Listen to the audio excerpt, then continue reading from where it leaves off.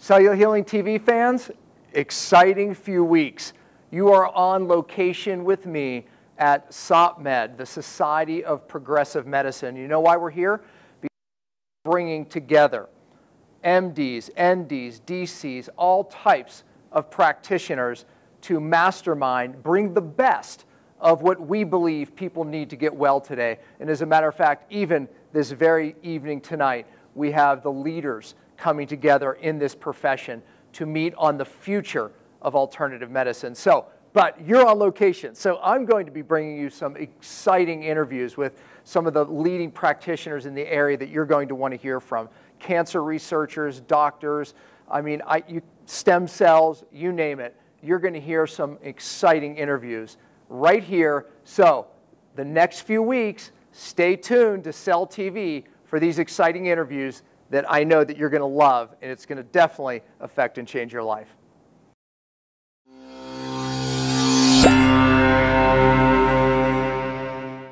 Hello everyone, welcome to Cellular Healing TV. I'm Ashley Smith, and today we welcome special guest Dr. Ahvie Herskowitz.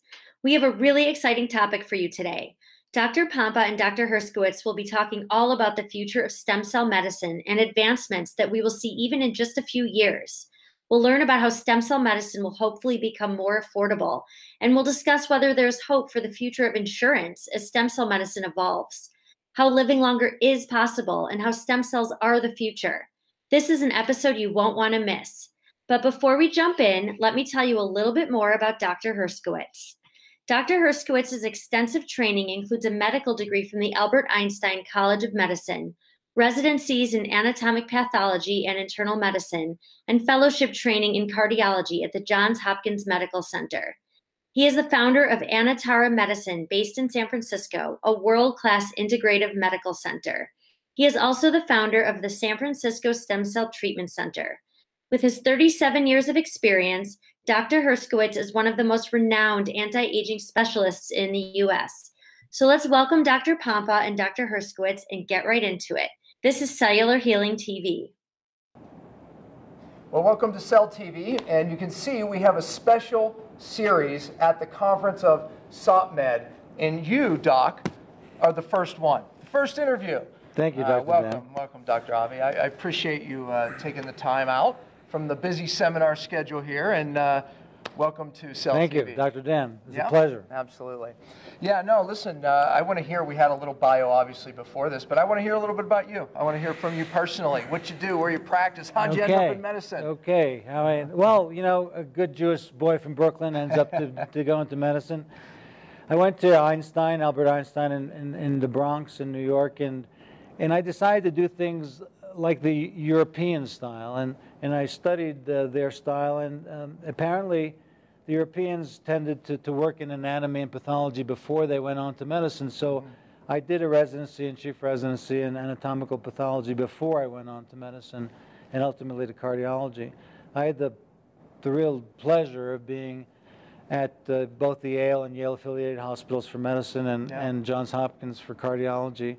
But by the time I moved into cardiology, I was already trained in immunology, so I fused the two together. And as you know, 25, 30 years ago, inflammation and cardiology came together as one and the same, so we're able to ride that wave over time. Yeah. Then, no, I was just going to say, then you ended up here in San Francisco practicing. Yeah, so around in 1995, some 23 years ago, I moved and led a team of 70 MDs and PhDs in the Cardiac Institute, and ran the institute for 5 years in cardiovascular outcomes research, so big data from 100 hospitals around the world, and then ultimately became professor at UC San Francisco. And about 7 or so years ago, I decided to enter the field of functional medicine, integrative medicine. Yeah, that's the story I want to hear. I mean, how did you make that transition? Because, I mean, you were in the world of medicine as we know it today. Well, I have a story to tell. It takes about a minute or two, if you don't mind. Yeah, and when I was on the transplant team, cardiac transplant team at Hopkins, we were the founding team there, we had some folks that were never going to get transplanted. They had bad blood types, bad antibody profiles, and some of them were youngsters. the team the group that got to me the most were the postpartum cardiomyopathy patients, the ones that had heart failure after childbirth, and they were going to die. And so I did everything that I could do. So I said, well, let's optimize your nutrition. So I sent them to the Paracrine Institute. In those days was the premier institute. Yeah, I remember. And then there was an acupuncture college close by in Columbia, Maryland, that I took them to just to see, because I had no idea what to do. And then a cluster of them did well, unexpectedly well. We didn't know why. Right. But when I presented the material at a grand rounds at Hopkins in probably 1993, some 25 years ago, it was a bit too early for that, because when I unblinded the event, I said the intervention that we did, and that the reason that they're alive today was because I sent them to nutrition and acupuncture. Well, so that had a lasting impact on me over time. And when I was in Europe, in my European centers, when I ran the Heart Institute, I realized that they treat their patients differently, not in hospital, but in the real world. Their pharmacists are homeopathists, they're herbalists. So we understood that we have a lot of different approaches to take. Right. And so how to fuse those approaches and do them safely was a good question. And then I had a woman who was the first employee of that nonprofit that I ran, which is not part of the story today, the Institute for One World Health, which took us globally. Our first employee developed stage 4 colon cancer. It was a late stage because it grew outward. And they asked me the simple question that was, what would you do if you were us? What would you do if you were me? Right. And I realized that that's the standard that we have to apply to ourselves. Oh my gosh. And that's it. So if you can do that, so I said, well, I don't know. And I took a 2-year journey, started ultimately on Untitled medicine, which is my version of how I want to be treated into the future of medicine on the integrative medicine side. Yeah. And then 4.5 years ago, we felt strongly that regenerative medicine would be part of the future. Right. So that was relatively easy to do because, in fact, we were able to accomplish it fairly easily. In my case, I went after the adipose-derived stem cells. In other people's cases, they went to bone marrow, but it was available. Right. Well, a lot of people now, we've been kind of doing a theme or a series on stem cells these days because it's my interest. You know, one of my interests is living long healthy, right? And we have that in common. Yeah, I mean, I believe stem cells is, the future of medicine and what we can do. So tonight, you're actually leading a group that, there's, I don't know how many of us are there? About 15 or 16 of us. About 15 or 16 of us. I mean, the heads of functional medicine, if you will, or this integrative approach, to healthcare and medicine. And we're all getting together and we're sharing. Talk about that, because that's part of what we're doing here, with this conference. That's why, by the way, we have so many amazing doctors here. It's an opportunity. And so I was thinking this through a few years back and say, why don't we get together the team of people? And obviously the organizers of the meeting, Tom Lowe, he actually executed it. Right. So I had nothing to do with that. But once he gave to me the population of doctors that we have, I said, let's talk about our version of a future of medicine, not 20 years out, but I want it to be practical, and let's talk about it 3 to 5 years out. So we'll have you speak about metabolomics and the effects of fasting on stem cell populations. And how to get to 100 on the same train that I intend to be on. Right. I'm going to give the future of stem cell medicine. Doctors Bush will give the future of biomics, and so on. So we'll have we even have a good friend of mine, Patrick Gentempo, speaking with Bush on insurance. I mean, even looking at this, the future of medicine with insurance. Dr. McCullough's in the room, Steven Sinatra. I mean, who else? Tony Jimenez. Leading up the Hope for Cancer. So some amazing folks. So I have the blessing of being moderator of that event, so hopefully we'll get the most out of it. Better you than I. Yes. So what I'll be talking about is a few things. The future of stem cell medicine, we know that it's going to be part of the future because as chairman of one of the largest safety committees in the United States on stem cell therapy, we know that it's fundamentally safe. Well, right now we're using live cells. Maybe that's going to be not the future. But right now we're using live cells, whether they're embryonic or they're your own adult cells. The majority of us use adipose-derived or bone marrow-derived, but there are other lineages that are now being explored by the commercial sector. Surprisingly, this is one of the few fields of medicine that's both consumer-driven as well as commercially driven. And they're both, I think they've been energized by the consumer sector. So ultimately, the question is how do we participate as functional medicine doctors so we can today learn how to optimize, activate, and localize these stem cells better than we are doing? And we can also deal with what is going to happen in the future. So what is going on in the future? In the commercial sector, as well as the private sector, there are folks saying, listen, these cells are big, they're large, they can't cross all the different barriers that we have, they can't get all the way downstream. So what about their own communications network? Now, we have to optimize ours in order to accept these cells. I know that you went on a 6-day water fast. I did.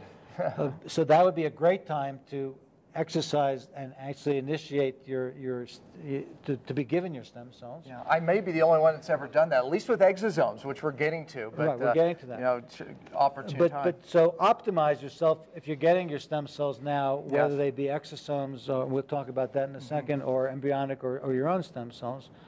But they have their own communications network. So I like to look at it like this. When you have a stem cell interacting with an endogenous cell, we have two things that can happen. One thing is that cell can become the cell type that's injured. Whether it's a meniscus, joint, disc, or brain, heart cell. Brain, heart cell, Yes, we know people. I just treated a woman who I had as an original patient at Johns Hopkins 30 some odd years ago with an ejection fraction of 40%. Now her ejection fraction is 60%, 3 weeks after getting her own stem cells. So we know that it can do it, but the question is, did it do that because it generated new cardiac cells in 3 weeks? No, it could not have done it. So it has to have what's called a paracrine effect. That paracrine effect is when the stem cell is talking to the lineage that it's talking to. So in the heart, that's certainly heart cells, but it's also interstitial cells, it's vascular cells. So it's driving the healing. So healing. I like to say it. Here's the space shuttle. Here's the shuttle, which is the stem cell, and it's shooting out photon torpedoes. Those torpedoes are the vesicles, these lysosomes, these exosomes. These are packets of information. And they're going and they're shooting them in the right direction. They know they have that inherent intelligence, which is profound and complicated and fascinating. But they go there and they say, listen, we have to optimize your energy cycles, your vascular supply, your oxygen utilization. This is massive innate intelligence communication. It's massive intelligence. And if you think, and the reason I wanted to act as a bridge between professor of medicine at a major institution, molecular biology, cellular immunology, and ultimately this functional world is because if you think that you can work exogenously and not use the body's own intelligence, you're fooling yourself. You're just absolutely fooling yourself. And by the way, you have a lot of experience here because you did go to the basement. You were in pathology at one point for some years. So we always just ask these mentors of Albert Einstein, these 90-year-old guys who were already retired. He used to come downstairs and talk to us. What a blessing. I said, well, what are these cells doing here? Well, they're cells, they're immune cells. We don't know what to do. Well, now we know that they're part of the massive communications network that's telling us that, hey, there are foreigners here around here that we didn't know about before because they didn't see those cells in the gut. That we see them now. And I said, well, and it emerged in the 70s. They didn't see them before. That was one of the major lessons that I got from them. So then you say, I'd rather use these photon torpedoes, to make this happen. So then now, instead of the cell itself. So now the reality is we're blessed with nature's reality that we can isolate and characterize and concentrate these packets of information from the peripheral blood. And so we have the next 3 to 5 years in the following fashion. There are going to be companies coming forward, and there are companies already doing neural elements. The Israeli company that's giving stem cells into the spinal canal of ALS patients, but they're neurally differentiated. They're going to be ophthalmic differentiated cells, cardiac, lung, kidney, liver cells, and then they're going to say, let's use those. And my argument may very well be that I hold true is that you need the combination of all the cell types in addition to that individual cell type, but then we may end up layering in the informational packets as well. So we'll need to figure out the best way to approach it, but for the public and for the population of physicians that we're now in, we're in a renaissance period. Yeah. It's fantastic. Never been a better time to be alive today, and to say, I just want you to understand one thing, if you're in the lay public. You have to wake up to the reality that you need this type of technology, number one. Number two is that you need to participate. Without participating in this and making it part of your life's work, you will not age gracefully. There are no magic pills for you today, and they're more likely than not won't be for another 10 or 20 years. If it happens, it happens. It's great. If genomics suddenly takes off in the way it has not yet taken off, then that's fantastic. If robotics takes off, if tissue engineering will grow you. I remember I gave a lecture 7 years ago at a TEDLAC conference on the future of medicine, and there the head of the Diabetes Association said, well, don't you worry, we're going to be able to have artificial pancreases for all you guys with diabetes. And it mortified me because that's not the message you want to give. Right. You know, what you said something there that's, I think, so profound, because we thought, you know, all this advancement in genetics, I mean, even some of the pathways and the SNPs that we've been studying, we thought that was going to change treatment. It really hasn't. It's not. Right, but stem cells has, and yet it's gotten really a fraction of the attention. But, I mean, I know right now 25 people whose lives were changed from stem cells. Yes. I can't tell you one whose lives were changed by knowing that they had an MTHFR SNP. You know, I mean, on all those different genetic pathways. I mean, you know, it's fun to look at your genetics, but ultimately, how does that change? How does that allow me to live longer healthy? It really ultimately does. So I agree with you, Dan. It's fun. It has not led to any actionable, and for the average person, is not actionable. And it's also fun to look at your images. We have fantastic imaging technology. It's fun to look at, oh, this cyst in my liver, it doesn't mean anything. Oh, it's fun to see it. Oh, it's fun to see I don't have something. But when I do have something, well, what do I do about it? Well, if it's on the kidney, you go to the kidney specialist. Yeah. If it's on your liver, you go to a liver specialist. But you and I well know that in order to live to 100, if you take that approach, you will not get there more likely than not, unless you're just an oddball and you're just fortunate. But if you want to play the odds, you play the odds on the system side. Yeah. Yeah, I mean, there might be people watching this saying, okay, but I can't take advantage of stem cells. You know, I mean, to get a knee done could be $3,000 to some of these procedures, even far more. That's why I talk about fasting, because autophagy, you know, your body literally eats away the bad tissues and the bad DNA, and then stem cells rise. So you can take advantage of it somehow. But I believe, though, in the future, as we're talking about the future, it's really making this more affordable. And what about insurance? I mean, is insurance going to play some role at some point? At a certain point, they have to look at the numbers and say, wait a minute, they're a business. This is going to save them money in the long run. Where are we on that? Well, we're nowhere yet on it. So we have to. So that's the blessing of this afternoon's lecture on the information technology or the IT platform, that we'll be able to accumulate the data. So in the organization that I sort of chair, the function of the safety committee, we have a database. The database is following patients over time. That database will be useful. But is it at the standard that's necessary for insurance to cover it? No, not yet today. But yet there will be compelling arguments. And I say this. One of the major areas of benefit is going to be traumatic brain injury, because we've seen lives change. Now, on the one hand, people are encouraged by football players with concussive illnesses. The major area for this will be veterans with RPG injury, blast injury, whose lives will change. And the public cannot allow someone who's been a hero for the society to suffer needlessly because insurance won't pay for it. So I think that may end up to be the golden, the bullet that we'll need to use to get their attention. Yeah. Because we know one thing about stem cells, I and agree. they're safe. Yeah, true. I always feel like I'm representing so many of my clients, people watching this who go, ask them this, please. I got to interview Dr. Ernesto from Mexico, and they're doing a lot and seeing amazing results with neurodegenerative conditions. What about that? What are you seeing? I mean, because the reason I ask the question is because I know so many moms are watching it with autistic children. I know so many people with family members, loved ones with Alzheimer's, dementia, and all these different brain conditions. Yes. What are your thoughts? I think that this will be another area of great efficacy. So we've seen personally in my own clinic, Parkinsonian patients who stand up and walk out. Yeah. We've seen MS patients do the same.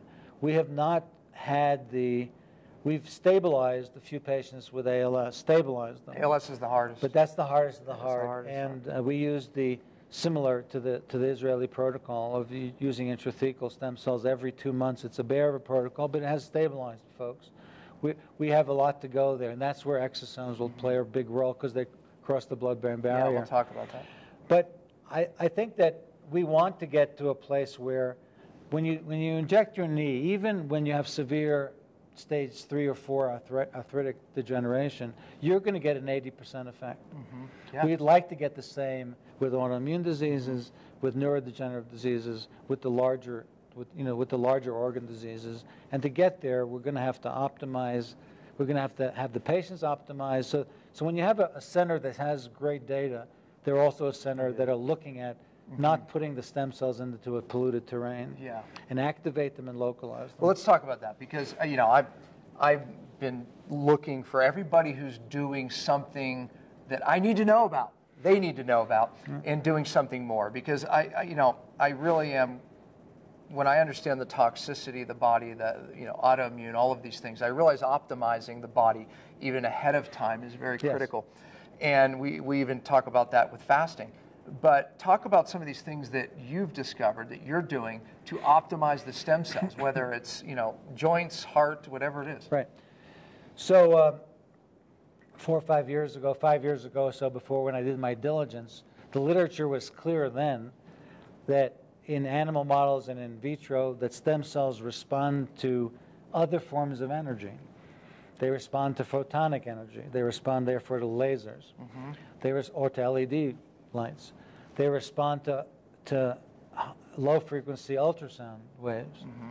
So that's a way to localize. So when I give you now a stem cell treatment and I said I need these cells to be here for a longer period of time, like I did this person with a quasi-severe asthmatic condition that is not quite asthma, but not quite cystic fibrosis, and we localized the stem cells that he got infused intravenously and got it inhaled and localized them there for a few hours. And his oxygen saturation went up by 6 points. So how did you do that? So literally, it's a device. I have a German laser device that has the ability to go on the skin, like almost with EKG leads, stuck on the skin, but also I can go deeper into the body and I can give it intravenously. So my goal when I get my stem cells again in the near future is to get the stem cells infused in one vein and have the photonic energy infused in the other vein. Right, that's interesting. So I mean, I've used myself to optimize mine. I've used red light therapies, near different spectrums in the red light. I used PEMF and Beamer devices. Absolutely. All of that concentrates the stem cells. So the folks again come into the clinic. They sit on the Beamer for an hour. I have a Beamer. They have a PEMF device that we lose locally into the joint and over the joint.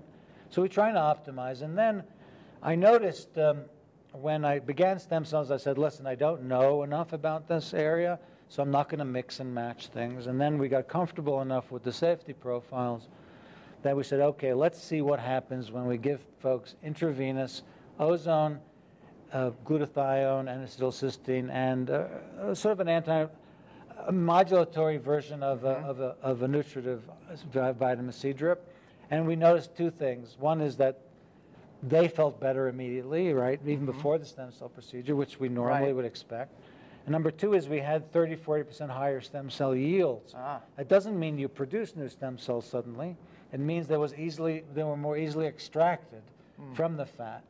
Yeah, so you're able to measure, meaning that when you extract from the fat or bone, wherever you're extracting, you're able to actually measure and look at how many stem cells you have, and you realize the yields were higher when you did, say, ozone ahead of time. Right. And the yields are higher if I say, you know something, you're not ready for stem cell therapy. Right. You need 3, 4, 6 weeks of preparation, and then I don't get the low end of the yield, I get the high end of the yield when they're busy to do that. And they get better effects because there is an association, albeit not completely linear, between the number of stem cells you're taking, you're able to get, and the effect. And what about expanding the stem cells? But what I mean by that is, you know, extracting, whether it's from bone or fat, and then expanding. Some people expand right there in the lab, right in the moment, and maybe inject later that day or 2 or 3 days later. And then you can also, like you and I did, you can send it to U.S. stem cells, and they can expand there, and then we can opt for our stem cells at any time. Talk about the expansion. Is it better than just pulling out and putting right back in? Well, we don't know the answer. We don't know. We don't know the answer to that.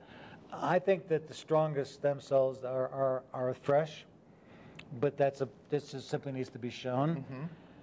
Certain folks cannot be extracted repeatedly. The thinner patients, the patients that have difficulty maintaining nutritional status. So using expanded cells and then bank them is the only viable option for them. So that's when we use the expanded cells. And as you know, FDA is taking this to court, and we'll have an answer in a year or two. But in the meantime, you can do this. I'm now figuring out who is best to use both embryonic cells as well as their own stem cells, because we're seeing effects when we didn't see them before with either one. Okay, I want to talk about that because I've already had the question asked by many of you about the difference. Okay, the taking your own, and versus whether it's placenta, cord, embryonic. So talk a little bit about the benefits of both of those. Well, taking your own is the safest approach. Okay. So when you're taking embryonic cells, whether they're from the cord or usually from the cord, just as an aside, amniotic cells are not cells; they're just growth factors, so they're not live cells. So they're not in that category of stem cells. Taking it from the embryo, in this case from the umbilical cord, the FDA seems to not have any issue whatsoever as long as it's manufactured properly, and it's been shown absolutely not to have any communicable disease, and it's done safely and so on, and then it's not passed so many times that you have DNA injury. They're fine with joint use. They have no regular opinion yet on intravenous use. So when the companies first came out, they wouldn't talk about the intravenous use. The doctors used them as they knew to see fit, particularly in patients that had no option. We noticed that it was safe in the short term. We don't have 20, 30-year follow-up yet. We do have 20 to 30-year follow-up on patients that got fetal cells in the olden days when they went abroad. So in those days, you had more self-antigen cells, these HLA-DR cells, than we do today. And if you go to certain vendors now, you have to ask them what proportion of the cells have self-antigens on them. The higher there are, the more, if you get them repeatedly from different donors, and it's part of your routine once or twice a year to get these cells, well, after 50 years, you're going to have 100 donors. So you want to be able to minimize that and minimize the self-antigen recognition. But there have never been any, there's never been graft versus host reactions. That's never been the case, nor has there been published reports of the folks getting these fetal cells decades earlier and getting malignancies later. They have had rare cases with benign tumors, but it's never been malignant. So there's a few cases, and it's surprising that it hasn't been more. Yeah. So we're completely resilient. Especially the way they were doing it then. To these types of cells. Yeah. We're basically quite resilient to them. I don't know of centers that will expand the cells in their office. Not in this country. And to say that how much can you expand in, you can expand in 3 days, but you can expand a lot more over 6 weeks. Yeah, so ultimately, the real centers that doing true culture work will have you come back in a month to 6 weeks. Right. Okay, so we talked a little bit about these molecules, communication molecules, right? These exosomes. Yeah. That's what I had. I mean, the thing I like about them is they are completely safe because it's just packets of information, as you said, right? You know, let's remind them what are exosomes. Back in the old days, they were just called vesicles. So we thought it was rubbish in the cells not that long ago. I mean, we thought it was cellular rubbish, or at least removing cellular debris, if that. Yes. Now we know, oh my gosh, these things are, you know, really that innate intelligence, that communication from that. So what is an exosome again, and why could this be the future? This is going to be part of the future. It's being handled more in the commercial sector, so it's going to be a bit slower. There are private clinics popping up. I'm taking a few of my patients to an exosome center in Southern California in a week from Monday. These are, again, the vehicle by which you can talk to your environment is no different whether you're a stem cell or you're a regular cell. So these are the mechanisms by any cell talking to its neighbor. In this case, they're probably much more, the RNA that they're going to hand over is probably much more intelligent, less polluted, less damaged, and so on. They're much more pluripotential. I will say one thing, though. Explain what pluripotential means. Pluripotential means your stem cell can become any one of 220 cell types in the body. It can do anything it wants to do. We have to optimize more of those cells, and we will do so in the future, but these are the packets that these produce. I will say that one thing that my center has learned over years in terms of taking care of the iller populations, not just the optimizer populations, is go slow. With the iller populations, go slow. So that comes fully to bear with people that you can't push that much. So people in adrenal failure, people with autoimmune states that are really at the edge, I was going to ask you about that. where they're on immunosuppressives, they're fighting for their lives. You do not want to change anything, you know, I don't want to give them 1x is good, 5x must be better. No, not in that population. You can push in a joint different. Yeah. You can push us a little bit further. Yeah. How many of these vials should I take? How many vials did you get? I had 2 vials of my own and 2 vials of exosomes. Well, 2 vials of your own and 2 vials of exosomes. If you got embryonic cells, you'd also say that was after they were expanded. That's what I just got. No, I'm saying. But 2 vials is a certain number of cells. But when you get the embryonic vials, they come in also in low, medium, or high volume, a concentration. So what's a therapeutic dose? Well, no one really knows. Right. But 1 is good, 2 is better is probably a good idea for those of us that are trying to optimize. Is 1 is good, 3 is better for someone who's truly, you know, on the lip of their systems are truly collapsed? I wouldn't say so. So I think I would just send out that warning out there. Yeah. All right. So let's talk a little bit about some of these, you know, autoimmune. Are you helping any of those, or? Yes, absolutely. So we have our approach is to optimize communications networks in general. So thyroid and adrenal function have to be optimized no matter what. And sex hormones are a different story. I could discuss that in another session. But modulation, these cells are good at. They're good modulators. And again, optimize the person going. Now, you can override their effect. So one of the favorite stories that I have is, you know, younger folks with the, you know, the teenagers with autoimmune bowel disease, whether ulcerative colitis or Crohn's, they normalize. They've been already on stricter diets and they've been difficult, you know, they've had a difficult life. So then they feel normal. They go to their first set of birthday parties. They go with their friends to McDonald's. They can override its effect in a year. Yeah. It's logical that that's the case. So you can override it. Then I like to go into the peptide world and try to do the immunomodulatory peptides. And the one I tend to use now is thymosin. Thymosin is the olden times. You have these homeopathists in Europe grinding up animal thymuses and giving them to folks with these types of conditions. In the olden days, now we have more sophisticated approaches. So we're using those approaches with good effect. We use them with I would also use that. If you're going to use stem cells for Lyme disease, I would also use it for that population to modulate it down, because you don't want to activate, you want to modulate.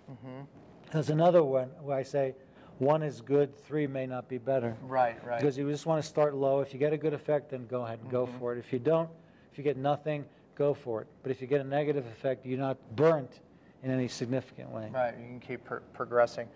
Yeah, I mean, that's the autoimmune.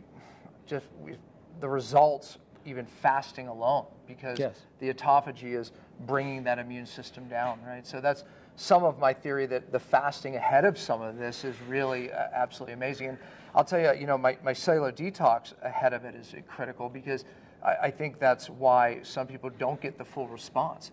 As you and I know, cellular toxins are going to affect the stem cells, so as well as infection. I think that's another reason why doing the ozone ahead perhaps gives you more yield.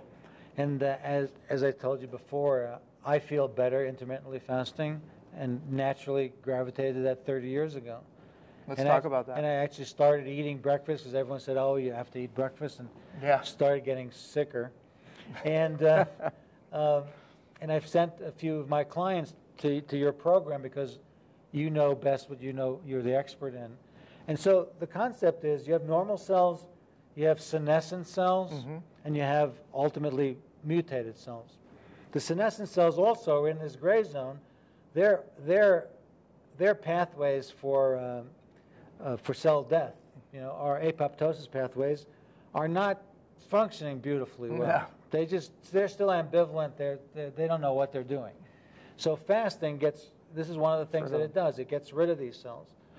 There are ways to optimize to get that done. This is probably the easiest and most efficient way to get it done, because, as you've said before, and I think I truly believe, our state of affairs today is ridiculous. Yeah. We eat 3-4 times a day. There's a small portion of very small portion of the population that needs to snack repeatedly throughout the day. Very small proportion. Even when we do that, I make them do it in a window. Yeah. So and you have more experience than I do there, but we're not geared to that. Our whole history is not geared for that. Our protein synthesis pathways are not geared for that. That's nonsense that we have to eat all the time. Yeah. So we're just feasting all the time, which is not a great thing. If you want to die early, eat more often. If you want to live long, healthy, eat less often. Yes. Yeah. Well, in all the studies, when you look at studies on living longer, it really is about eating less, but everybody thinks it's about pushing the food away. It's not. It's really about eating less by eating less often. And that's what ancient cultures have done. One of the things that you and I are bringing together tonight with these leaders in this industry of alternative medicine, if you will, is bringing stem cells, fasting, the cellular work that we have been doing for years together. I mean, I believe every practitioner needs to be doing these things, in some aspect. I mean, this is, in fact, the future of medicine. So hopefully we get our message across. Thanks. Yeah, I agree. That's great. Well, tell them where they can find your clinic in San Francisco and how they find you. Right. So you can find us at Anatara Medicine. Anatara is a Sanskrit word for core. So we're going to focus on system biology on the core. Anatara Medicine in San Francisco. We have the San Francisco Stem Cell Treatment Center. And over time, I'll probably do what you've done. I'll probably create a channel called drahvie.com. I think you should. Yes. I think you should. You're a rare breed, because you've come, not just from the other world, so to speak, but you've come from deep. Within the other world. No doubt. With a philosophy that is, the body has an ability to heal itself, and we just can remove I'll tell you one last story, okay? In preparation for a talk I gave here about a year or two ago, I looked into alternatives to this. So there's a few billionaire folks out there that have large-scale research outfits looking for the magic bullet. Yeah. So God bless them. That's fantastic. They're very serious scientists doing that. Then you have the Ray Kurzweils of the world that want to live forever and doing a good job of it, mentally alert and so on, and doing a lot of different things. But he says, when my body fails, when it fails, I expect my brain to be connected to a supercomputer. That's going to be my thing, because ultimately the body will fail. Yeah. Sure. Then it's designed to fail. Then they said, you know, actually that's too primitive. So the Russians came up, this Russian group of scientists came up with the idea to get together, and they have now 60,000 people in this association that has to 2045 to link our brains to an avatar. So we'll produce an avatar of a body of ourselves, because fundamentally, the whole premise, the whole excitement there is that the body is not capable of doing it ourselves. And that's what I have a problem with. If you're waiting for this, good, you know, you're rolling the dice, wait. But if you don't want to wait, you can do some things right away. And these are the types of things you can do right away. So what are you doing? I mean, you know, your goal is the same as my goal. I don't want to just live longer. I want to do it healthy, prevent age-related diseases. What are you doing? Intermittent fasting. I do intermittent fasting. Probably is the single most effective thing I do today. Yeah, it's powerful. I optimize my thyroid function. I don't want to be in the bottom quartile. I want to be in the upper quartile. How do you do that? I measure it. I measure the right thing. I get all these patients that are measuring TSH and free T4, which is not, in my opinion, the right measurement. So I measure for my free T3 to be above normal at the peak level. What do you like it above? I like it above 4.2 at the peak level. So that's at noon to 2 o'clock after I take it at 7 in the morning. I want it to be above 4.2. So noon to 2 o'clock. Something I want it to be above the normal range. So the rest of the day it's in the upper quintile. I optimize my adrenal function, so I do the curve, you know, the stress index curve. Cortisol. And when my cortisol was low, I started with adrenal adaptogens. It didn't work. Love them. It didn't work for me. Okay. Yeah. I then did it with adrenal cortex.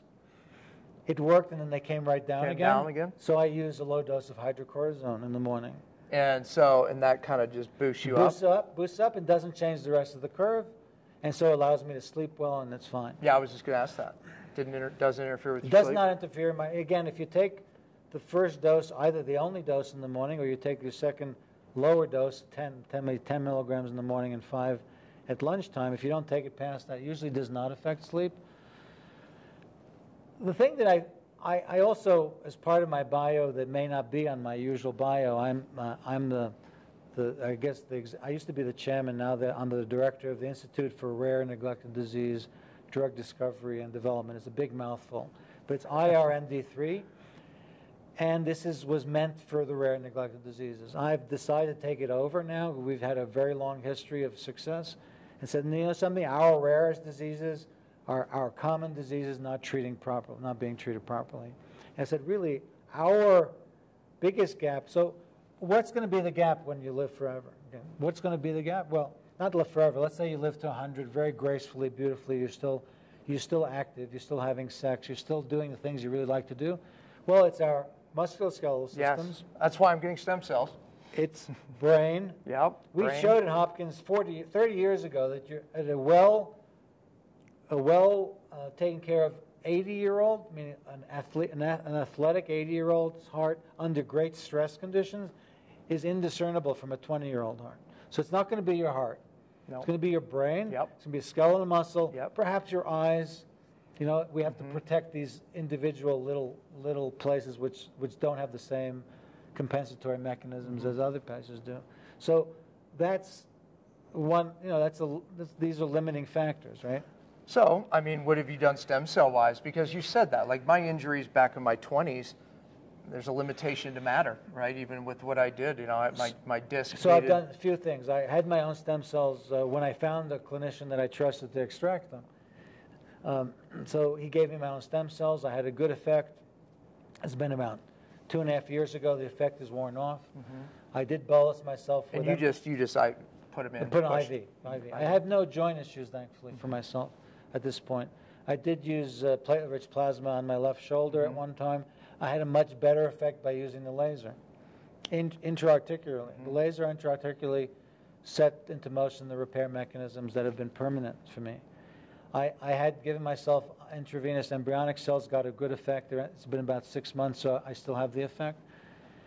But as the story goes for for the IRND3 thing, I asked a group of very serious neuroscientists who we had worked with in the past when we ran this institute that was funded by the Bill and Melinda Gates Foundation for other people's diseases.